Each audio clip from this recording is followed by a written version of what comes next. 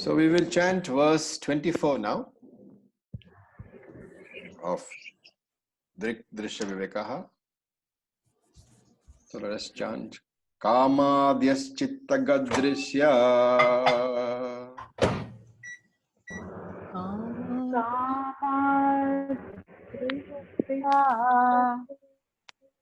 I not got that right. Let's do it again.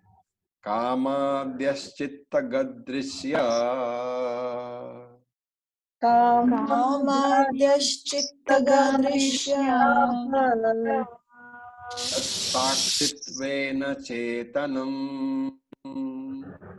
Sakshitena chetanam Dhyaye drisyanuviddoyam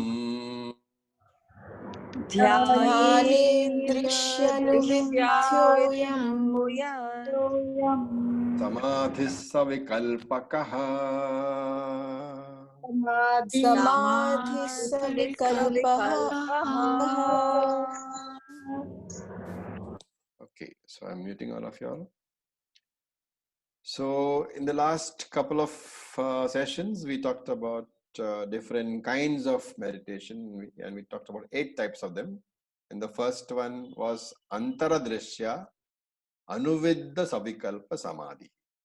That is meditation internally accompanied by thoughts. So Dṛg-Dṛśya Anuviddha Savikalpa Samadhi, accompanied by thoughts, basically. So from this verse, one by one, we'll take up each of those 8 types we talked about. And so this we can think of as vritti dhyanam, thought meditation. Now normally, when you sit to meditate, what is it that you're told? You silence the thoughts, you remove the thoughts, become thoughtless. These are all the advice given, which is an impractical sort of advice, because the mind essentially consists of thoughts. At the most, you can bring down the thoughts, but removing the thoughts completely is a very, very tough call. And the great advantage of this meditation, this Dṛg-Dṛśya Anuviddha Savikalpa Samadhi, is that you need not remove your thoughts. It's vritti meditation. So let me take you through a small little exercise, and you will see what we mean when I say Dṛg-Dṛśya Anuviddha Savikalpa Samadhi.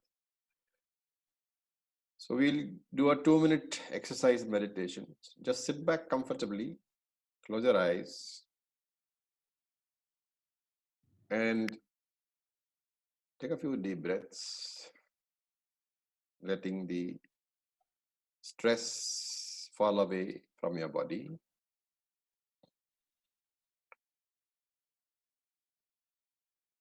Now, visualize yourself in a large hall. So those of you who have been to the ashrams, you can try to visualize the satsang hall.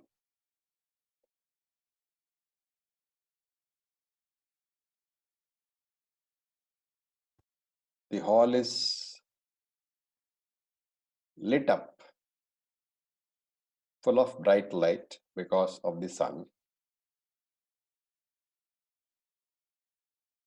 That light illuminates every part of the hall. Be aware of the light of the sunlight, which is entering the satsang hall and illuminating the entire hall. Consciously be aware of that light. Now people are coming into the hall and going out of the hall. Mentally note that people are coming and going.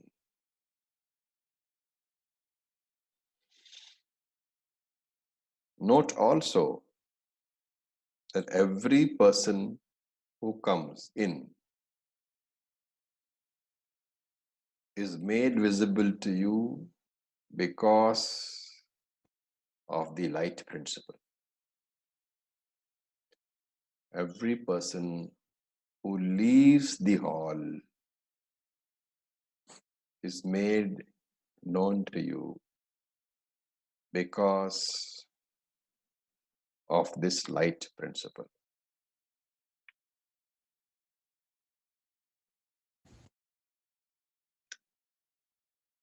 Now withdraw your attention from the people and turn your attention to the light. Mentally list the differences between the light and the people. The first difference is people are many. The light is one. Therefore, people are anekam, light is ekam. People come and people go. The light is always there. So people are constantly moving. There is no movement of the light. There are many people, so they can be divided. The light is one. It is not available for division. People have form. Light is without form. So people have rupa.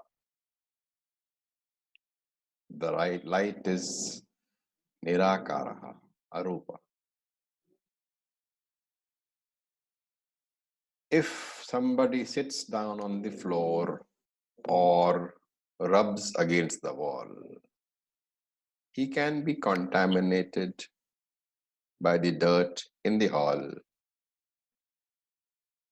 But the light, even though it is constantly present, cannot be touched by the dirt. Now, mentally,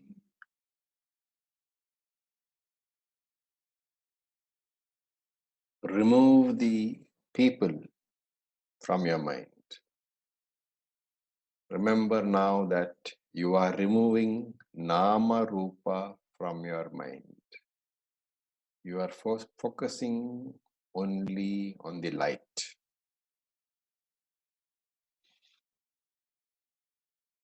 And when you look at the light, remember the 5 properties of the light.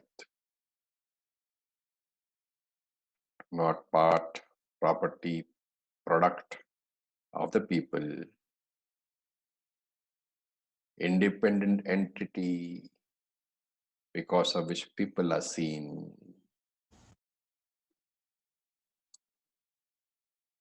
When the people go, the light is not affected.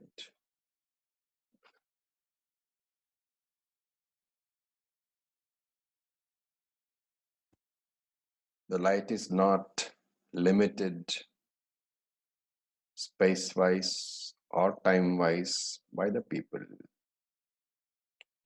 But when the people are gone, the light is not noticed. So this is samadhi on the light. And similarly, you can apply this kind of meditation to the mind. So this Dṛg-Dṛśya-Viveka Samadhi. If you want to state that in English, it will be restated as focusing my attention upon the consciousness principle as the witness of thoughts. So instead of the whole, there is the mind. The mind is the hall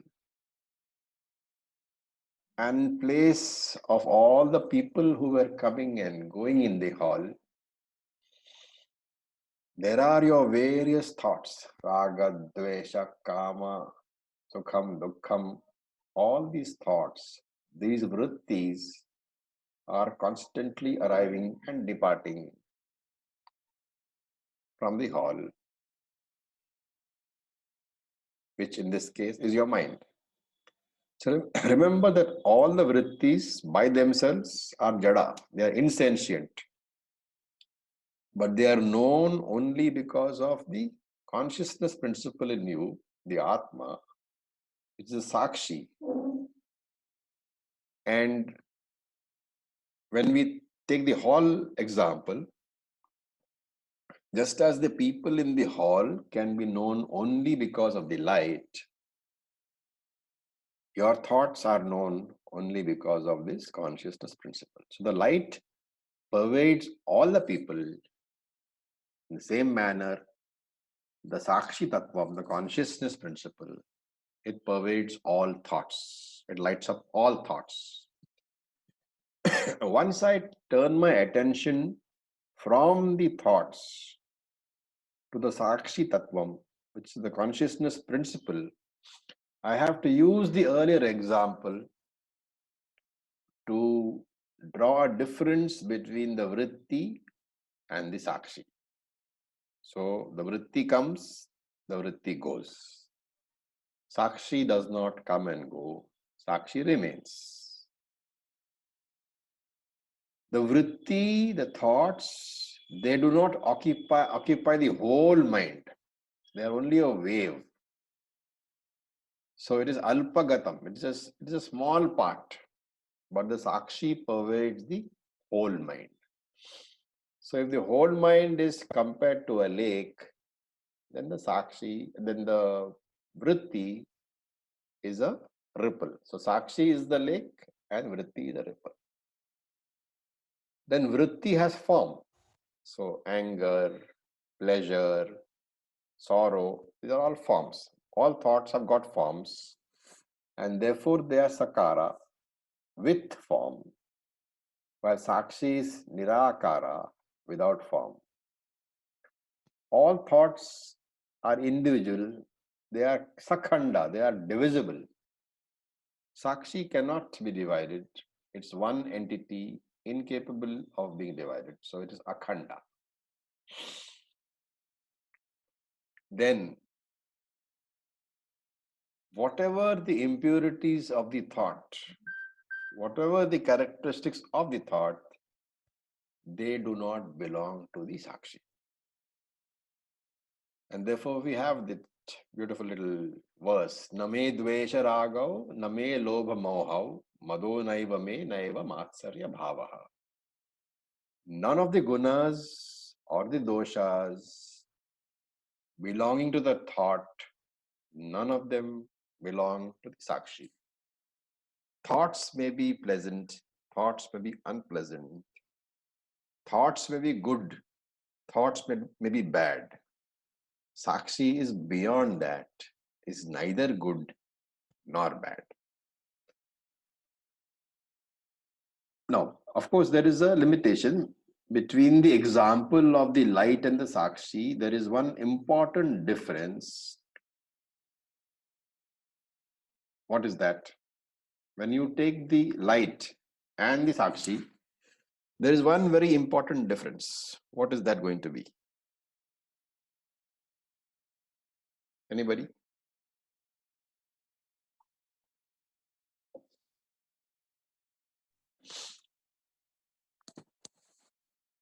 Think. These are all.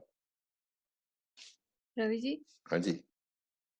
There's something called darkness, but there's nothing that can be said to be the opposite of Sakshi. Well, okay. But I would say darkness is simply absence of light. Yeah, so there's simply never any absence of Sakshi. Okay, that's one. But what is the most important difference? What is the limitation of this example? It becomes dark in the evening. No. See, Raviji, the Yeah. light is dependent on something else, whereas Brahman would be absolutely independent. Yes, that's also one difference. But what I am looking at is light is an object other than me. But Sakshi is not other than me. Sakshi is me. And so it cannot be turned into an object. Therefore, this illumining consciousness is Sakshi. I do not try to understand it as an object, to use the commonly used word, which is probably not good English. I do not try to objectify the Sakshi, because the consciousness is me, the subject, and I cannot objectify it. And therefore, because I am that Sakshi, and this I am is the most critical understanding. I pervade the mind, I illumine the mind, and even when the mind is blank as a Sushupti Avastha, even in that blank mind, I continue. How? Because this blankness is known to me. So the process is from the thought, you arrive at the Sakshi, and from the Sakshi, you arrive at Aham. So Chidananda Rupa, Shivoham, Shivoham. That consciousness principle I am.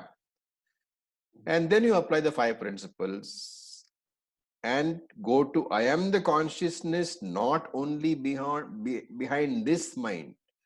I am not just the consciousness which illumines this mind, but I am that consciousness which illumines all minds.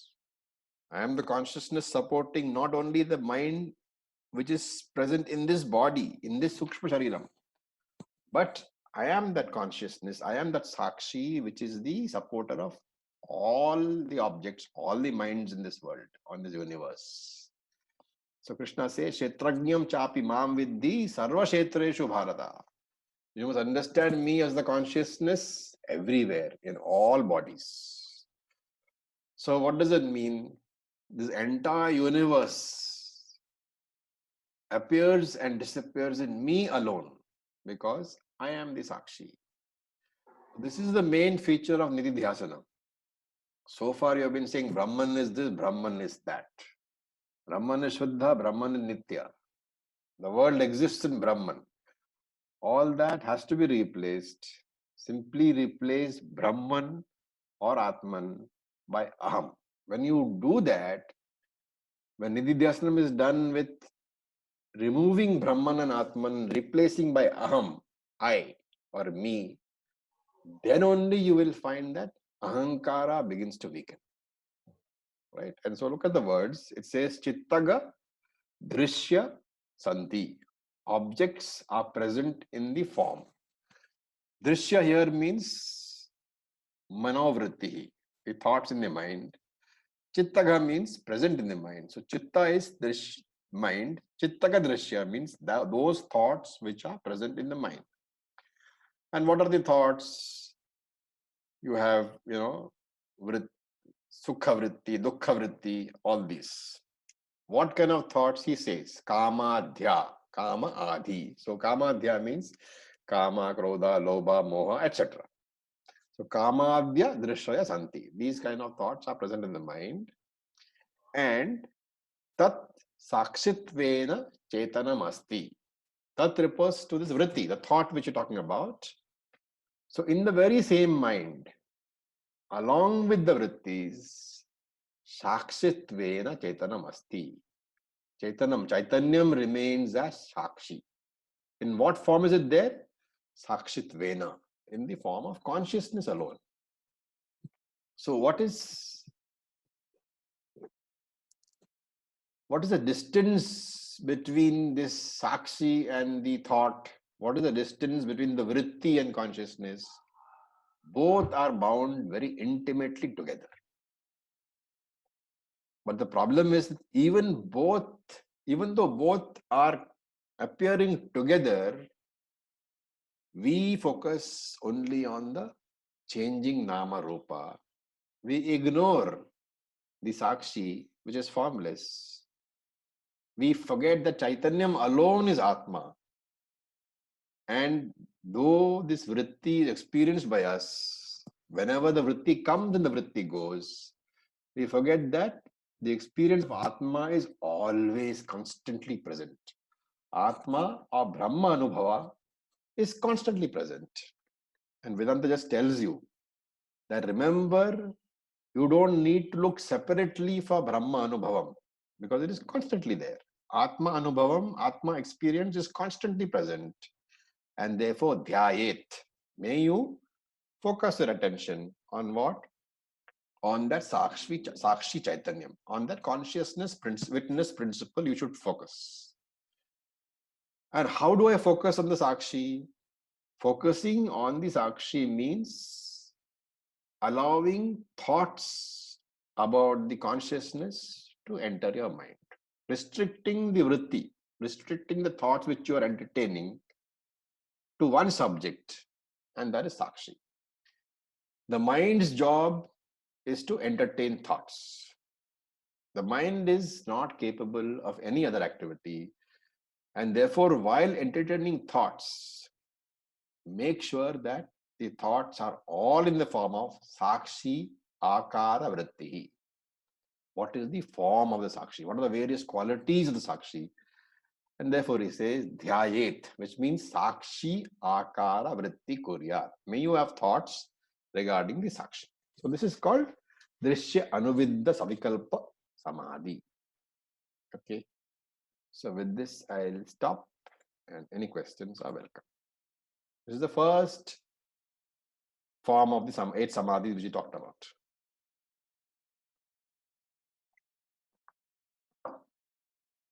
Okay. This is all Nididhyasana.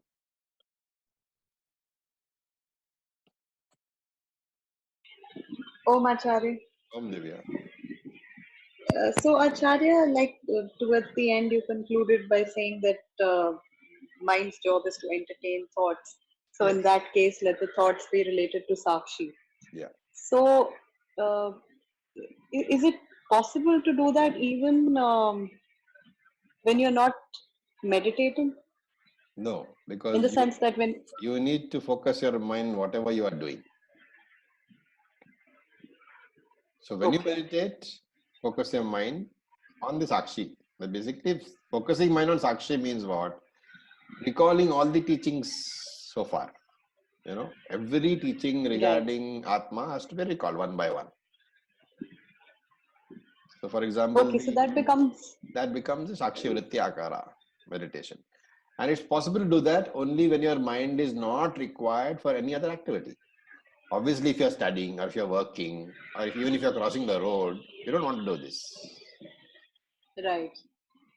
But No, but like you generally say that to remember the teaching, so that becomes obviously different from this kind of meditation, like this is very remembering the focused teaching. meditation. And this very focused meditation, in the long run, what will it do? It will constantly focus your attention on the fact that you are Sakshi. And that body-mind complex is doing its job. So that is the 24/7/365 we talk about. Whatever you do, at the back of your mind, that thought must always run that, okay, all this is being done by this body-mind complex, but I am not that body-mind complex. I am the Sakshi, which is because of which that body-mind complex is able to do its activities. Okay, so this practice helps. This practice In- helps. So this is advanced Nididhyasanam, this. because before you come here, you must be very, very pakka about having the knowledge without doubts, which we talked about, samshaya rahita jnanam. Your mananam Right. and shravanam and mananam must both be over. This practice helps what? This practice helps you to overcome your habitual thought patterns, because of which you are not able to get the full benefit of being the Sakshi. Right. Thank you so much. Okay. Anybody? Raviji, Yes, Medan. once, I think once in one of Shankaracharya's texts, I don't remember which one, we discussed that he said, like, if you can't focus your mind on Atman, if you can't take your mind to Atman, then whatever you are, wherever the mind is going, if it's getting distracted to something else, Yeah. then in that object you see Atman. Yes. That's right. Yeah, and how does that relate to this? See, here that is actually a much higher stage. It is when you want to, let us say, it's the same as Brahmarpanam. That particular verse is Brahmarpanam, Brahma Avihi. Whatever I look at is Brahman alone. Once you come to that, then there is no need for special Nididhyasana, because whatever you look at, you are seeing as yourself. That is what it means. Yatra yatra manoyati. That's what you're talking about, right? Yatra yatra manoyati, tatra tatra samadhya. Wherever the mind goes, look at the object. What is the object after all? There is no object other than Brahman. Right? That comes out of what understanding? That Brahman is the upadana karanam of everything. There is nothing other than Brahman in this world. Sarvatra Brahma Darshanam. That is what is being talked about. That's a very high standard. But you can, once you reach there, then all these individual meditations, they become pointless. Okay. That's the viewpoint of a jnani. He sees everything as Brahman alone.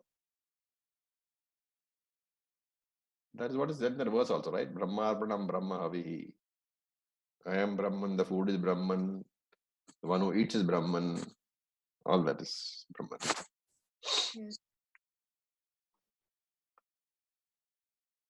Okay, so with this we'll stop. Om Purnamadav Purnamidam Purnat Purnamudachyate Purnasya Purnamadaya Purnam Eva Vashishyate Om Shanti Shanti Shanti Om Tat Sat Om Namah Shivaya. Thank you for your patience. Om Namah Shivaya. Thank you, Acharya. Have a good night, guys. Okay. You too.